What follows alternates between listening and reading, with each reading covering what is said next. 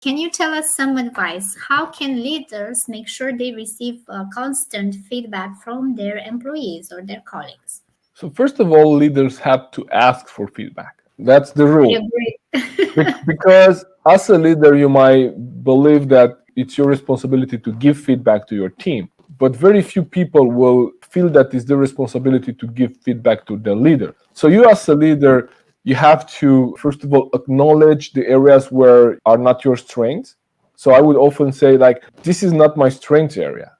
Help me understand here what I could do better. Like, how can I support you better in this area? And by starting with that statement, help me understand, and saying that this is not my strength area, I'm kind of acknowledging that I don't have all the answers. So then I kind of open up for that kind of feedback. Secondly, when you get feedback, answer with curiosity. So ask some contextual question and say, what do you mean by that?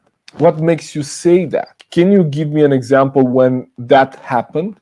Can you give me some context on your feedback? Because usually feedback is, this is one of the most kind of generic type of feedback. Madalina, I think you should be more proactive. And what do you do with that, right? I don't know how to take it because I know I'm proactive, but if I receive this kind of feedback from my boss, for example, I would be very confused. Exactly. I am proactive and you're saying I should be more proactive.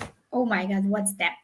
Exactly. So you ask some questions. Say, okay, so can you give me some context on your feedback? Can you give me an example? What makes you say that? What are you thinking about? And say, well, that situation with that customer there when I felt that, and you say, oh, okay, so that's one situation. At least you know what they're talking about. And it might be something that is very fresh on your mind, or if something that you even forgot or never been aware of. So then at least you have a conversation and you see, okay, so that situation, now we have at least a concrete example. Okay, so help me understand, what did you see in that situation that I didn't see? Can you share with me your perspective? That's when we use the diversity on our teams, right? Rather than convincing people on our perspective, we just ask, can you share with me your perspective?